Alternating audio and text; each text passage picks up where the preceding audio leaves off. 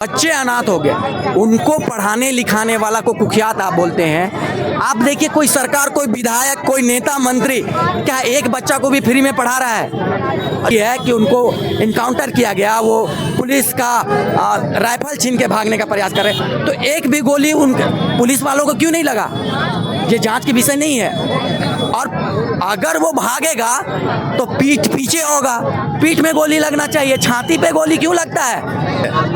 जो विधायक प्रतिनिधि पंकज मिश्रा वो एक नंबर का दलाल है, वो खनन माफिया है, वो बालू का गिट्टी का लोग खनन का माफिया है, जो उसको रोकथाम करने में हमेशा ये सूर्य हांसदा जी आगे रहते थे। बिरसा मुंडा भी इसी के लिए आवाज उठाए थे, तो फिर तो आप उनको भी कुख्यात कह सकते हैं। वो भी तो जेल गए थे भाई, तो क्या वो भी कुख्यात हो गए? शिबू सोरेन भी जेल गए हैं, तो क्या वो कुख्यात हो गए? शिबू सोरेन जी भी तो जल जंगल जमीन बचाने के लिए कितना दिन तक जंगलों में छुप के रहे, उनका भी इनकाउंटर के लिए ऑर्डर आया था। जो आदिवासी जो 3-3, 4-4, 5-5 बार वो जो विधायक पद के लिए उम्मीदवार थे, जो 2-2 बार दूसरे स्थान पे आए हो, उस वैसे नेता को, जो आदिवासी चेहरा उभर रहा था, वैसे लोगों को इन लोग इनकाउंटर कर रहे हैं। ये लोग साफ चाहते हैं कि जल जंगल जमीन पर अधिकार आदिवासियों का ना रहे।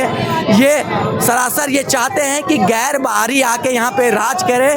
तो ऐसे में तो पहले उस समय हमारे, मैं प्रियंका और आप देख रहे हैं जनवार्ता अपडेट। हम मौजूद है अल्बर्टिका चौक के पास और यहाँ आदिवासी समाज के द्वारा आज कैंडल मार्च निकाला गया और विरोध प्रदर्शन किया गया। सूर्य हांसदा केस को लेकर जो एनकाउंटर हुआ है आज से 10 दिन पहले, उसे फर्जी बताया जा रहा है और सभी आदिवासी जितने समाज थे, जितने आदिवासी समाज थे वो विरोध प्रदर्शन कर रहे हैं और सीबीआई जांच की मांग कर रहे हैं। उनका क्या कुछ कहना है, चलिए आगे उनसे जुड़ते हैं और बातचीत करते हैं।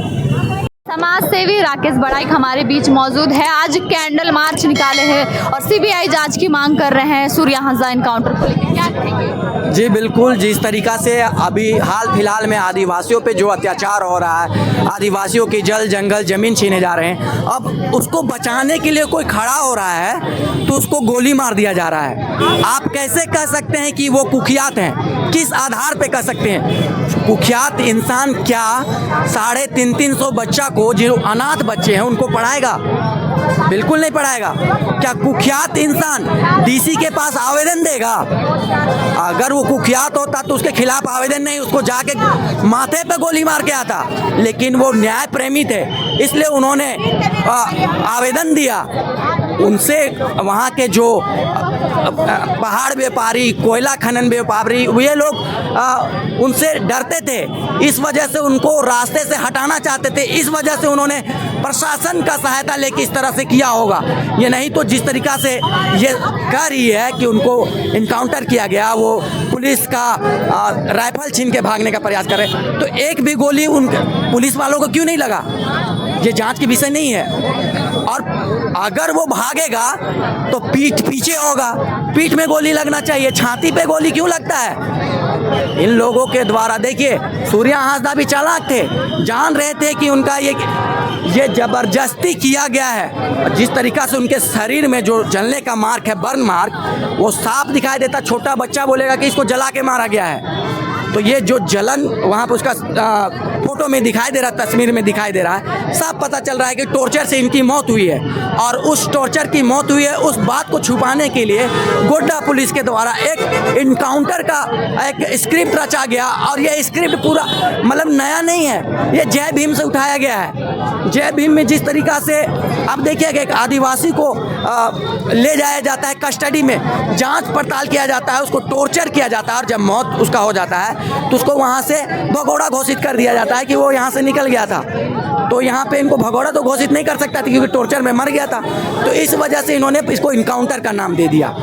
एक सवाल और ये राकेश जी की जिस तरह से 1:30 बजे रात को इनकाउंटर, 1:30 बजे रात को कैसा इनकाउंटर होता है? जला हुआ का निशान को लेकर भी बहुत लोग जो है ये सीबीआई जांच की भी मांग कर रहे हैं, जो सरासर गलत है, और उनके परिजन है वो भी सीबीआई जांच की मांग कर रहे हैं। लेकिन जो सवाल है 350 बच्चे को जो फ्री एजुकेशन मिलता था, उनका आगे क्या होगा? क्या उनका जो जिम्मेवारी है वो कौन लेगा? जी बिल्कुल, इनका जिम्मेवारी साफ साफ सरकार को लेनी चाहिए।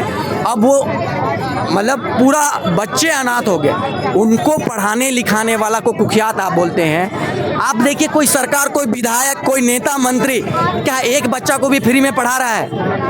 जो आदिवासी जो 3-3, 4-4, 5-5 बार वो जो विधायक पद के लिए उम्मीदवार थे, जो 2-2 बार दूसरे स्थान पे आए हो, उस वैसे नेता को, जो आदिवासी चेहरा उभर रहा था, वैसे लोगों को इन लोग इनकाउंटर कर रहे हैं। ये लोग साफ चाहते हैं कि जल जंगल जमीन पर अधिकार आदिवासियों का ना रहे। ये सरासर ये चाहते हैं कि गैर बाहरी आके यहाँ पे राज करे। तो ऐसे में तो पहले उस समय हमारे बिरसा मुंडा भी इसी के लिए आवाज़ उठाए थे, तो फिर तो आप उनको भी कुख्यात कह सकते हैं। वो भी तो जेल गए थे भाई, तो क्या वो भी कुख्यात हो गए? शिबू सोरेन भी जेल गए हैं, तो क्या वो कुख्यात हो गए? शिबू सोरेन जी भी तो जल जंगल जमीन बचाने के लिए कितना दिन तक जंगलों में छुप के रहे, उनका भी इनकाउंटर के लिए ऑर्डर आया था। तो अभी तो हेमंत सोरेन जी कहते हैं कि हम अपने पिताजी के बताए हुए मार्गों पे चलेंगे, उनका हर सपना साकार करेंगे। तो उनके तो पिताजी ही कहते थे कि जल जंगल जमीन के लिए लड़ो, नगरी का जमीन जोतो रे। आज उस नगरी का जमीन को वो कह रहे कि अधिग्रहण करेंगे। तो किस तरीका से आप कहते हैं कि अपने पिताजी के मार्ग पे चलेंगे? अगर आप पिताजी के मार्ग पे चलना चाहते हैं, नगरी का जमीन को छोड़िए, कहीं और रिम्स 2 बनाइए। और जो यहाँ सूर्या हांसदा वाले इनकाउंटर पे जो भी शामिल हैं, आप उनको सस्पेंड यथाशीघ्र बर्खास्त कीजिए। चंदन लोहरा हमारे बीच मौजूद है। क्या बोलना चाहिएगा सूर्य हांसदा केस को लेकर के? जो इनकाउंटर हुआ है वो फर्जी बताया जा रहा है, कैंडल मार्च निकालकर विरोध प्रदर्शन कर रहे हैं। देखिए, आज हम लोग जो कैंडल मार्च निकाले हैं, एक तरह से विरोध प्रदर्शन कर रहे हैं हम लोग। जो सूर्या हांसदा जो थे, एक सामाजिक आदमी थे, जो 400-500 बच्चा को, जो गरीब गुरबा बच्चा को पढ़ाते थे, लिखाते थे अपने निजी खर्च से। जो लगातार वहाँ जंगल झाड़ गांव ग्रामीण घर का बच्चा लोग जो पढ़ने में असमर्थ थे, उन लोगों को पढ़ाने में और लिखाने में, खाना पीना सब चीज़ में मदद करते थे।